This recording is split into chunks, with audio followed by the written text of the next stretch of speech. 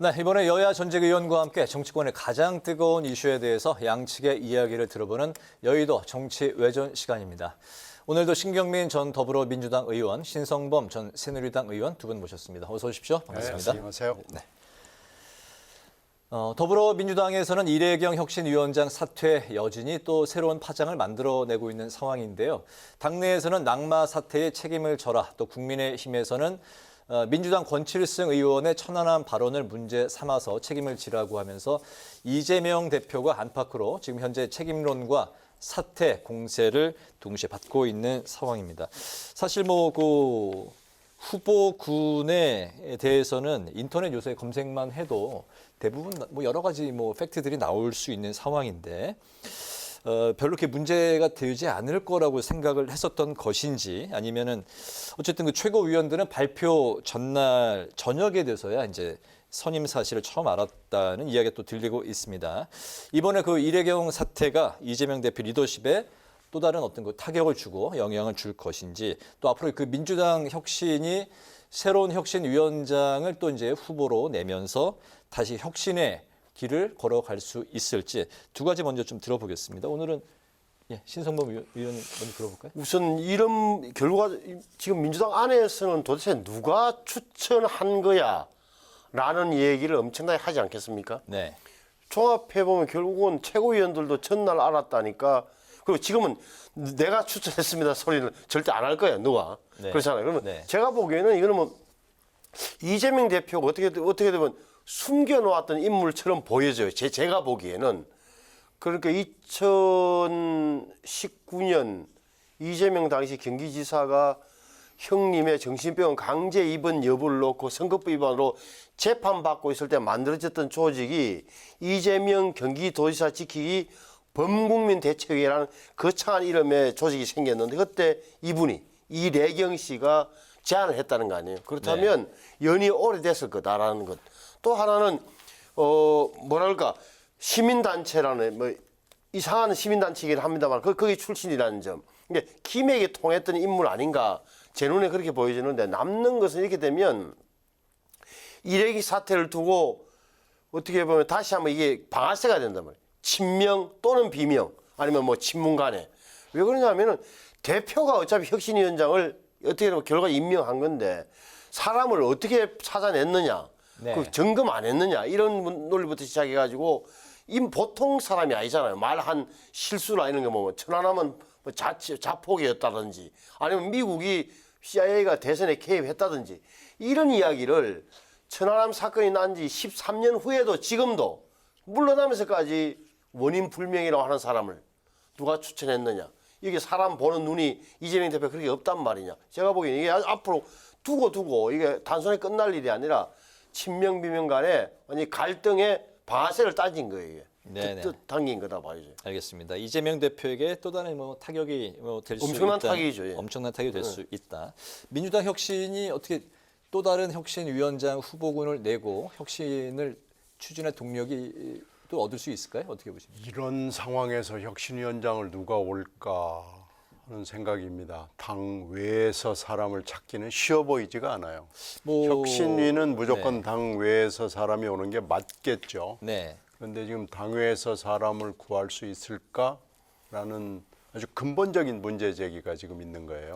여러분이 그 하마평에 또 이렇게 이런저런 분들이 이렇게 거명을 하면서 나오는 분들이 있더군요. 저기 이탄희 의원, 또 유인태 전 총장 비롯해서 몇몇 분이 나오긴 하더군요. 전에부터 유인태 총장 얘기는 나왔습니다. 네.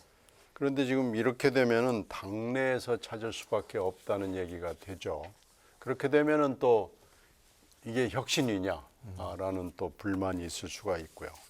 6월 4일 일요일 날 사실 더 혁신 회의를 2시에 띄우고 혁신위원장을 저녁에 최고위원들한테 흘리면서 사실 6월 4일이 이재명 표 혁신의 D-Day였습니다. 그런데 6월 5일 날 공식화하면서 바로 그냥 하루도 못 가서 이게 풍비박산이 된 꼴이 됐어요. 그래서 이게 이제 이렇게 되면은 이게 짝퉁 혁신위원회 아니냐, 그리고 줄 세우는 더 혁신 회의 아니냐, 이렇게 되면서 친위 쿠데타 방식으로 혁신을 하겠다는 말이냐. 지금 이렇게 되면서 친명 비명 간의 갈등이 일단 밖으로 표출이 되는 형국이에요. 네. 그런데 문제는 지금까지의 친묵 관망파들이 숫자가 몇 명이냐 하는 거 가지고 논란이 좀 있었는데 이게 사실은 2월 27일 1차 체포동의안 때 한 4, 50명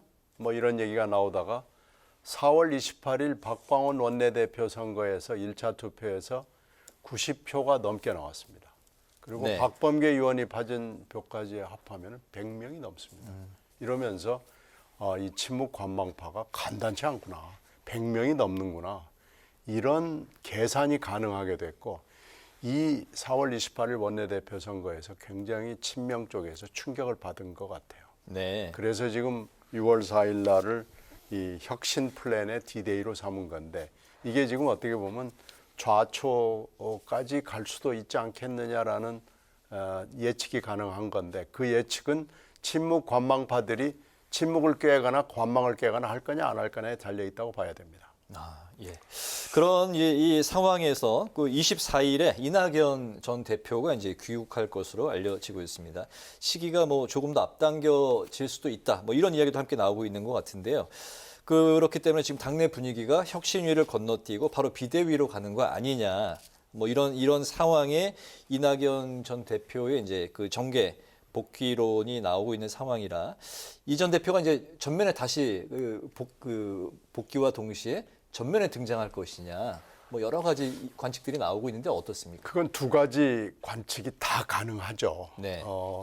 그런데 이제 하나 달라진 건 이 전 대표가 두 사람 다 이씨라서 성명을 말씀드리는 게 나을 텐데 이낙연 대표가 1년 전에 그때 이제 6월이죠. 6월 달에 미국을 갈 때만 해도 이낙연 전 대표의 미래는 매우 불투명했습니다. 네. 그런데 이제 당이 이렇게 이재명 체제로 가다가 지금 어떻게 보면 무지 흔들리는 상황이 됐고 또 하나는 윤석열 대통령이 기대에 훨씬 못 미치는 정치와 통치 스타일을 보여주는 거예요. 그것 때문에 이낙연 전 대표 같은 사람이 필요하다는 욕구나 요구가 생기는 겁니다. 당 내도 그렇고 당 외에도 그렇고요. 그래서 이것은 저는 이 요구가 얼마나 분출하느냐에 많이 좌우되고요. 또 하나는 이런 상황이 된 거에 대해서 이낙연 전 대표가 계속해서 미국에서 보내는 메시지는 나도 책임을 느낀답니다. 이게 좀 달라진 거라서 귀국 이후에 어떤 형국이 벌어질지 저로서는 짐작하기가 매우 어렵다고 봅니다. 제가 옆에서 상대당 이야기긴 합니다만 지켜보는 입장에서 보자면 이낙연 전 대표의 정치적 파괴력이 얼마나 될 것인가는 결국은 호남 지역의 민심에 달려있다고 저는 봐요. 호남이요? 호남. 네. 호남에서 다시 한 번 더 이낙연 전 대표를 쳐다보느냐 아니면 이미 흘러간 물로 치부하느냐에 따라서 달라질 것 같다. 두 번째는 이재명 대표는 지금 이 4명 사태에 대해서 결국에 무한 책임을 지는 게 대표의 역할이라고 말은 했지만 어떻게 책임지겠다는 이야기는 안 하고 있어요. 이 말은 결국은 아무리 비명계에서 책임론을 제기하더라도 내 스스로 물러가는 일은 없을 것이다. 바꾸어 말하면 당내 이 정도의 어떻게 보면 반대 정서는 당원들의 힘으로 강성 당원들의 힘으로 제압이 가능하다고 보고 있을 거예요. 그렇다면 앞으로는 만약에 이낙연 대표가 귀국한 이후에 어느 정도 움직임을 보여에 따라서 연동되면 네. 조금 파열음은 더 크게 날 것처럼 보여지더라고요.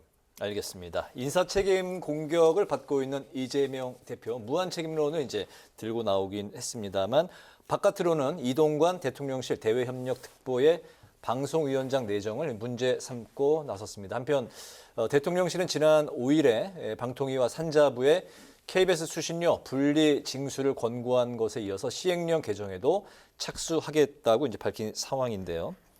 야당이 MB 정부 시절의 언론 탄압의 선봉장이다. 또 방송 장악의 배후 설계자다라고 이제 특정을 했습니다. 이동관 특보에게. 근데 이동관 특보는 현재 아들의 학폭 의혹이 이제 불거져 있는 상황인데요. 이른바 핵관이라는 표현, 핵심 관계자라는 말을 처음으로 쓴 주인공이 이제 바로 당사자가 이동관 특보다 이런 이야기도 있는데 이동관 방송위원장 거의 기정사실로 곧 내정될 것이다. 이런 이야기들도 많이 나오고 있는 상황인데 방통위원장설이 바로 언론 장악의 전면적인 시나리오다. 뭐 이런 이야기들도 한간에서 나오고 있습니다. 이 시나리오 설에 대해서 두 분은 좀 어떤 인식을 갖고 계신지 좀 들어보겠습니다. KBS 또 MBC 공영방송 기자 출신이신데 좀 궁금합니다. 어떻게 생각하시는지. 일단 왜 이런 말하자면 그 상표 등록은 안 돼 있지만 이동관 그러면은 방송 장악의 상당히 그 대표적인 인물이거든요. 저도 그 당시에 MBC 앵커를 하면서 이동관 수석 당시입니다. 그때 뭐 여러 가지 얘기를 들어서 이동관 그러면은 별로 그렇게 기분이 썩 좋지는 않아요. 그런데 왜 지금 이 시점에 이동관 수석을 다시 방통위원장이라는 막중한 자리로 보내려고 그러냐는 질문을 윤 정권에 있는 분들한테 하죠. 그러면 답변은 대개 사람을 찾았는데 적임자가 없다. 사람이 없다. 그러면 그 학폭에 그 연루돼 있다는 걸 잘 알지만 이동관밖에 없다. 이런 얘기를 하거든요. 그런데 왜 사람이 없겠어요? 그래서 이 대목에 대해서는 도저히 납득이 안 되기 때문에 이건 방송 장악을 옛날 실력을 발휘해서 한번 좀 확실하게 해주라라는 공개적인 미션을 준 거 아닌가.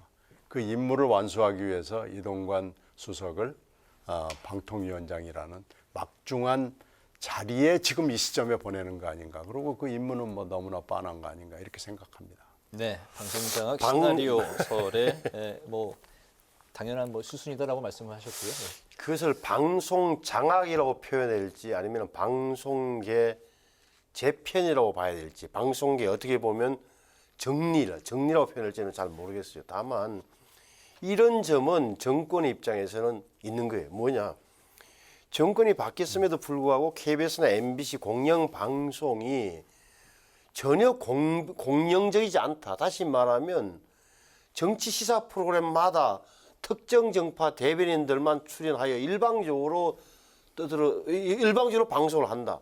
두 번째는 방송국 내부가 완전히 민노총, 은노조의 출신으로 장악되어 있다는 그런 느낌을 강하게 받을 겁니다. 그렇게 되면 이래서는 안 되지라면서 어떻게 정상화시키겠다는 그런 욕구를 충분히 느낄 만하다. 두 번째는 이게 어디서 비롯됐냐 한번 말씀드리지 있는데 네. 문재인 정부가 출범하고 나서 좋은 기회였어요. 무엇은 좋은 기회냐? 공영방송을 바로 세울 좋은 기회였어요. 왜? 그때는 정치적 헤게모니와 도덕적 헤게모니를 다 문재인 정부가 갖고 있어요. 보수는 이미 절멸했어요. 그 촛불 때문에. 그렇다면 네. 그때 공영방송을 좀 어떻게 보면 세워야 되는데 대신 MBC는 MBC대로 KBS는 KBS대로 사장들을 다 몰아냈어요. 심지어는 이사를 카드 쓴 것을 김밥집 간 거 이런 거 다 해가지고 결국은 다 바꿔버렸다고. 여기에서 사단이 벌어졌던 거예요. 그 다음에 거기서 안에서는 어떻게 됐습니까? 민노총 출신 은노조 중심이 돼서 어떻게 보면 회사를 MBC, KBS 모두 그들이 장악했어요. 주력이 돼, 주류가. 비주류로 몰린 친구들은 그 안에서 완전히 뭐 적폐 세력으로 찍혀서 은인 자주하고 있다. 이제 분기탱진해서 일어나는 거예요. 그 욕구가 또 있단 말이에요. 내외의 조응이 된 거죠. 그런 의미에서 본다면 안타까운 현실인데 방송계 재편은 불가피하다 보고 그다음에 이 적임자가 누구냐? 적어도 언론에 오래 있었고 다뤄본 이동관 전 수석이 적임자라고 판단한 것 같아요. 지금 기사로 봐서는 무슨 학폭 이런 건 다 지나가 버렸고 심지어는 청문회 과정에서 뭐 야당이 아무리 반대한들 제가 보기에는 이동관 전 수석이 방통위원장 임명되는 것이 그게 확실히 돼 보여요.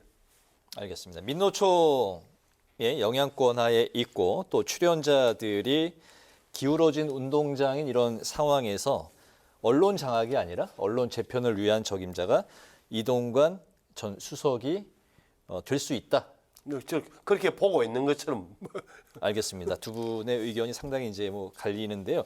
이번에 그 KBS 수신료 분리 징수에 대해서 또 이야기를 좀 논의를 바꿔보겠습니다. 역시 이 부분도 방송 장악 시나리오 이야기가 나오고 있는 부분입니다. 오늘 그 홍준표 대구시장이 KBS 1과 또 EBS는 국영화, KBS 2와 MBC는 민영화해야 한다 이렇게 이제 주장을 했는데요.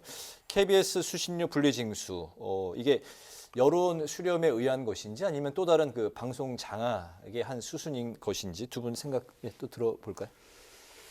지금 현재 방송 수신료가 비용의 상당 부분을 차지할 수밖에 없는 상황이고요. 그리고 전체적으로 방송은 90년대 이후에 1년에 이렇게 예산을 보면은 거의 하향 커브를 급속하게 그리고 있어요. 특히 광고가 종편으로 또 분산이 되고 포탈로 또 분산이 되고 이러면서 지상파는 거의 지금 광고로 살아갈 수 있을까라는 근본적인 회의가 있습니다. 더군다나 이렇게 광고적 압박을 받는 상황에서 KBS, MBC, SBS가 다 비슷한 상황이고요.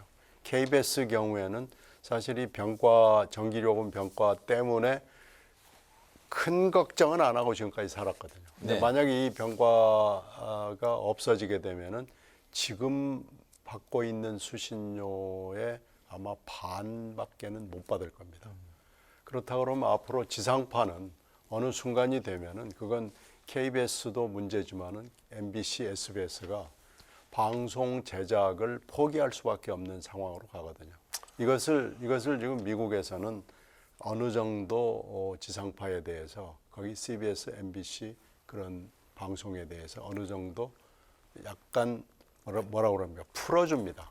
네. 방송 광고의 영역을 넓혀주거나 시간대를 바꿔주면서. 근데 지금은 그런 조치 없이 무조건 아직도 황금알을 낳는 거위다라는 방송에 대한 잘못된 편견에다가 방송 여건이 이렇게 달라졌는데도 똑같이 하면은 어느 순간이 되면 지금 이 조치를 필두로 해서 지상파는 거의 마감을 해야 되는 시점까지 갈 수도 있다는 위기를 인식해야 합니다. 네, 그런 가운데 야당이 오늘 이제 오늘 공영방송을 협박을 하는 거다라는 이제 뭐 이런 그 성명을 내면서 대통령실에 있는 용산을 또 이제 항의 방문을 했습니다. 이게 저는 뭐 KBS 출신이기 때문에 좀 조심스러운 대목이 있는데 이런 거예요.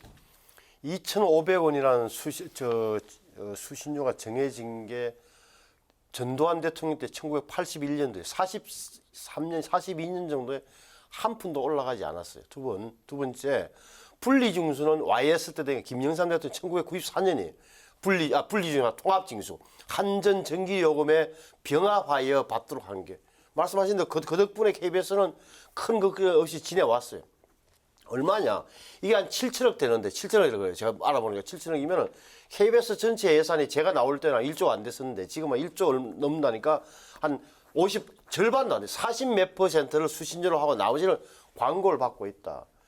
그럼 이제 이렇게 다시 분리되면 자, 징수원도 만들어야 되죠. 새로 생기겠죠. 네. 일본 NHK처럼. 그렇게 되면 아마 뚝 떨어진다. 7천억 정도 하던 게 한 2, 3천억 떨어지면 KBS는 이제 뭘 하냐. 이래 되면 1TV, 2TV 분리될 수밖에 없고 2TV는 민간 영역으로 갈 수밖에 없는 그런 구조인데 이것은 사실 공영방송을 존재케 하느냐 안 하느냐는 문제와 연결돼 있어요. 왜냐하면 2,500원 중에는 EBS 교육방송으로 가는 게 아마 2,500원 중에 한 7, 80원 될 겁니다. 3%인가? 이렇게 되는데 그분까지 포함해서 그럼 공영방송을 없애자는 거냐 살리자는 거냐 존속시킬 거냐 네. 이 문제가 남아있다. 그래서 간단하게 그냥 일반 국민들 입장에서는 보지도 않는 거 우리가 다 네이버로 보고 OTT로 보는 이걸 왜 수신료 왜 내야 된다는 2,500원밖에 안 되지만 불은 지를 수 있겠으나 사실 그러면 공영방송이 존재해야 된다면 거기 재원은 또 안정적으로 해줘야 될 의무는 또 있는 거예요. 필요성. 네. 그러면서 생각 좀 했으면 좋겠다는 말씀을 우선 드리고 뭐랄까 이게 또 하나는 2,500원 그러면 좀 올리든지 예를 들어서 2,500원인데 한 3,000원 얼마로 올려주면서 분리를 시킨다든지 이 정도는 해줘야 되는 거 아닌가 싶어요. 저는 뭐 KBS 출신이라서가 아니라 사실 2,500원 전두환 때 만들어졌던 게 신문값이었거든. 저 그런 의미에서는 공영방송 제도를 존속시킬 거냐 없앨 것이냐에 벌써 논의가 다시 좀 시작되는 게 맞다라고 감히 말씀드리고 싶어요. 알겠습니다. 자, 이제 마지막 논의로 또 이제 가보겠습니다. 정부 여당은 선관위부터 시작해서 방송, 노동, 시민단체의 강도 높은 압박을 가하고 있는 상황인데요. 이에 맞서서 이제 야당은 후쿠시마 방류 그리고 이제 노동 탄압을 내세워서 대정부 총력 투쟁을 외치고 있습니다. 내년 총선을 앞두고 여론조사 결과 양쪽의 그 지지율이 굉장히 좀 비슷하게 팽팽하게 나와 있는 상황입니다. 그런 가운데 전국은 여야가 강대강의 이제 힘 대결 이런 그 전국 상황인데요. 그렇기 때문에 국민은 현재 어느 한쪽에 손을 들어주지 않고 있고 좀 관망하고 계속 관측을 하고 있는 그런 상황인 것 같습니다. 여론조사 결과를 봤을 때는 과연 현재의 그 이런 대치 전국에서 한쪽의 무게추가 좀 기울어지는 그런 터닝 포인트가 올 수 있는 것인지 두 분의 전국 전망을 오늘 그 마지막으로 좀 들어보겠습니다. 예, 신경민 의원님.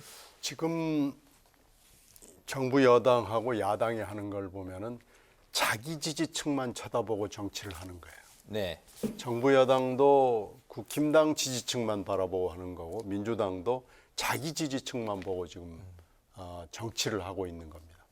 그러니까 자꾸 중간에 있는 무당층이랄지 중간층이랄지 하는 쪽이 조금씩 늘어나는 추세예요. 그런데 둘이 다 서로 잘 못하고 있기 때문에 잃는 것도 없고 또 뭐 늘어나는 것도 없고 지금 이게 팽팽한 상황으로 해서 여당 지지, 야당 지지, 무당층이 계속 비슷한 지금 형국을 보여주고 있습니다. 네, 근데 이렇게 가는 것이 과연 선거를 위해서 좋은 것인지 좀 생각을 해봐야 될 거예요. 근데 지금 선거를 이렇게 해서 치르겠다는 것이 현재 여야 정치권의 생각인 것으로 보입니다. 이렇게 되면 나라는 두 쪽이 날 거고요. 계속해서 앞으로 상당 기간이 남아있기 때문에 어떤 정책이 또 어떤 이슈가 터져나오느냐에 따라서 그 당시 내년 초의 상황에 따라서 결국 선거판은 결정이 될 거고요. 네. 저는 나라는 전체적으로 불행한 수순으로 들어갈 수밖에 없다고 봅니다. 네. 오늘 여론조사에서 이제 그 민주당은 광주, 호남 그리고 이제 또 국민의힘은 경북에서 압도적으로 이제 그 여론조사가 높게 나오는 그 상황인데 과연 그 내년 총선 이제 그 10개월 남지 않았습니까? 지금의 저 소음과 소란이 계속되고 있지만 결국은 흔히 말하는 먹고 사는 문제, 경제 문제에 대한 게 내년 선거의 핵심이 될 겁니다. 제가 보기에는 연말 경제요? 네. 날씨가 좀 추워지고 하면 네. 경제 상황이 급격하게 나빠지거나 하면은 그 문제가 돌 거다. 그러면은 여당은 뭐가 필요하냐면 유연함. 다시 말하면 노동개혁, 교육개혁 다 연금개혁 다 좋은데 방향은 옳다 하더라도 뭐 소통하고 하는 이런 설명하면서 끌어가는 유연함과 융통성. 방향은 맞지만 방식과 태도 때문에 그걸 조심해야 되는 거고 야당 민주당은 보면 사실은 제가 보기에는 이제 이념을 좀 버렸으면 좋겠다는 느낌을 강하게 가지고 이념보다는 실용으로 나가라. 민주당이 가장 필요한 것은 지금은 실용이에요, 실용. 네. 실질적으로 국민들에게 도움이 되는 방향을 찾아내야지 이념적인 걸로 뭐 이렇게 계속적으로만 강성 시자층에 어필하는 쪽으로만 가게 되면 계속 좁아질 거라는 느낌은 제가 들어요. 알겠습니다. 민주당의 이제 조언까지 해주셨습니다. 이념보다는 실용. 국민의힘은 어떤 게 필요합니까? 유연함이죠. 유연함. 예, 유연함. 그러니까 방식과 태도의 문제가 많은 걸 좌우할 수 있어요. 그러니까 자, 국민들 생각해도 교육 개혁해야 되고 노동 개혁해야 되고 연금 개혁해야 되는데 방향은 맞는데 그것을 추진하는 방식에 대한 불안감이나 거부감이 있으면 굉장한 방향 올바른 들고 정치로 손해를 보게 되는 그 점 때문에 저는 유연함이 중요하다고 생각해요. 알겠습니다. 총선이 이제 10개월 남았는데 현재 그 여야 간의 강대강 대치가 앞으로 쭉 이어질지 어떤 그 반전의 계기, 터닝 포인트가 찾아올지 앞으로 이제 관전 포인트인 것 같습니다. 여의도 정치 외전 이제 마칠 시간이 됐는데요. 지금까지 신경민 전 더불어민주당 의원, 신성범 전 새누리당 의원 두 분과 오늘 관련 이슈를 나눠봤습니다. 두 분 말씀 잘 들었습니다. 감사합니다. 네.